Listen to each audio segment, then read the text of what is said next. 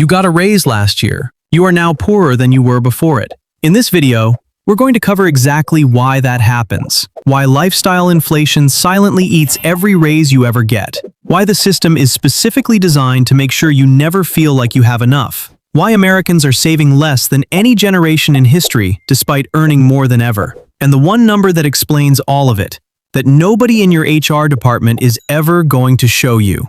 Here is the uncomfortable truth. Your salary going up has almost nothing to do with how wealthy you feel. Because the moment your brain registers more money coming in, it immediately, enthusiastically, and without consulting you, finds ways to spend it.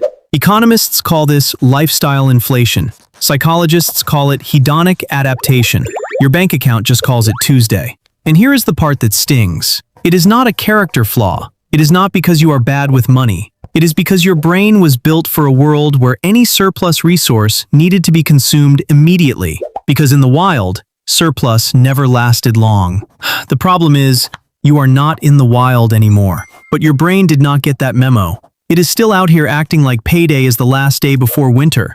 Except instead of storing food, you are financing a sectional sofa you definitely did not need. This is not new, and it is not uniquely American. It is just more visible here than anywhere else on Earth.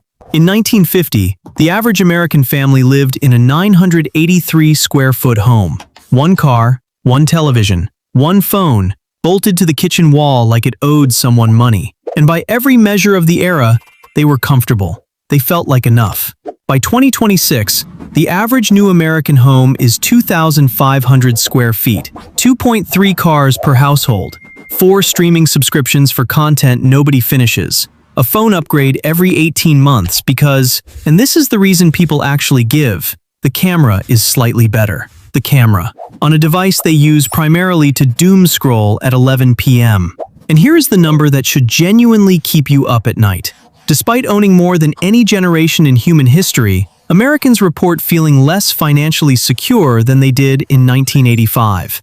More stuff, less security, more income, same feeling, because the baseline kept moving, and nobody told you it was going to keep moving. Now here is the number nobody shows you at your annual review.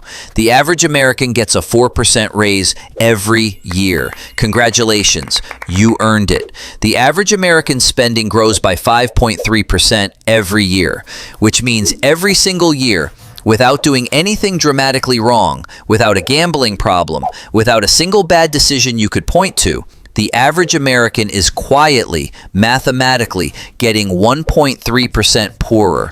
That sounds small. It is not small.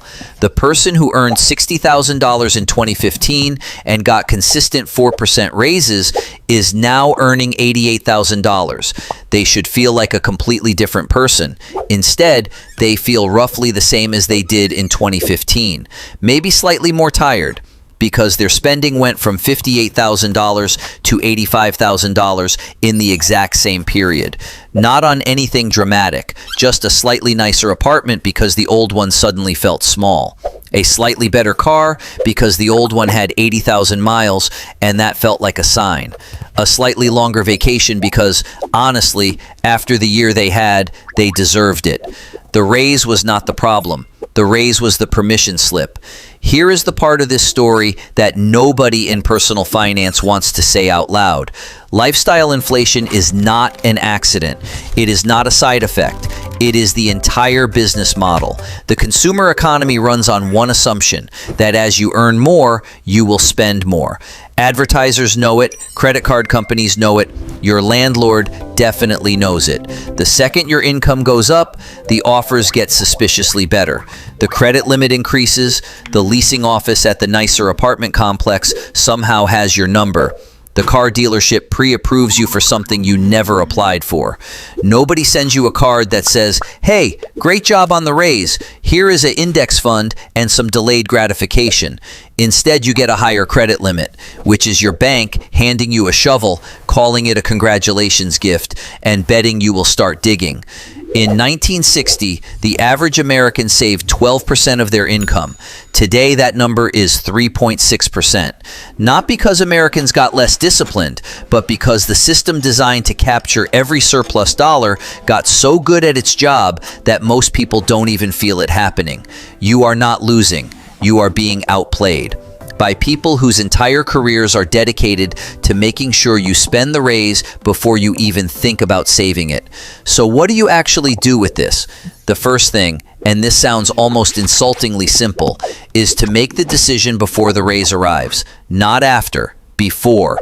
Because after the raise lands in your account, the apartment brochure has already found you. The credit limit has already gone up. Your brain has already started quietly adjusting what normal looks like.